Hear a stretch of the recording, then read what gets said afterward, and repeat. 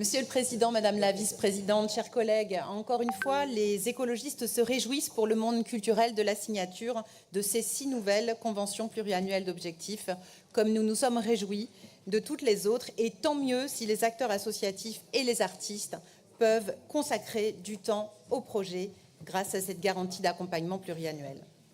Ces conventions permettent de sécuriser des modèles économiques qui fonctionnent, mais n'oublions pas d'en faire bénéficier aussi des structures plus fragiles économiquement, avec l'intérêt de les libérer de cette absence de perspective et cette charge administrative dénoncée encore récemment par le rapport Boris Ravignon. Et aujourd'hui, les temps sont durs pour les 16 000 structures œuvrant dans le champ de la culture et pour les 39 000 professionnels dépendants du secteur culturel, soit 1,6% des actifs de notre région.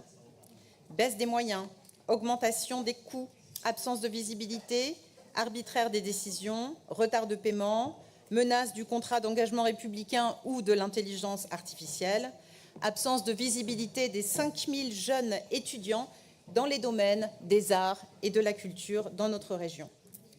Les temps sont durs et les organisations professionnelles mettent en garde. La disparition de nombreuses structures dans les départements et les coupes budgétaires sont les plus sévères et ça aura un coût inestimable. Dans le département où j'habite, le budget de soutien aux acteurs culturels est passé de 3 552 000 € en 2023 à 1 579 000 € en 2025.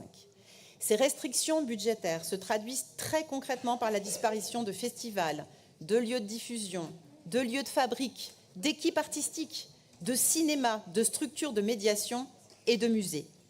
Mon collègue Jean-Louis Pagès pourrait également vous parler du musée Rébérol en Haute-Vienne.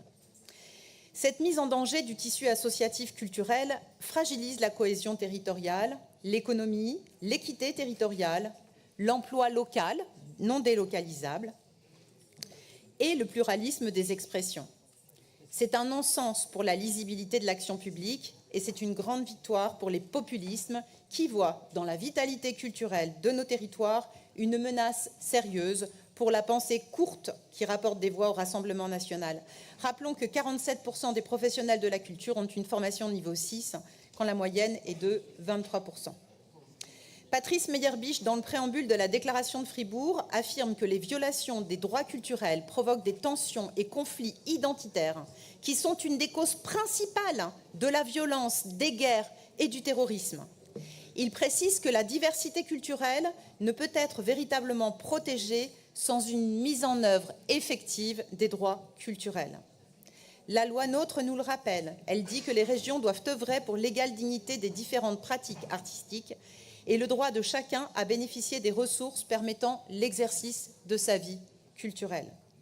Alors faisons région, tenons bon en refusant le rabotage des budgets culture, sécurisons les acteurs de cette vitalité qui sont nos médicaments, voire même nos vaccins contre les scénarios dystopiques, du repli identitaire, de la haine de l'autre, pour aujourd'hui et pour demain.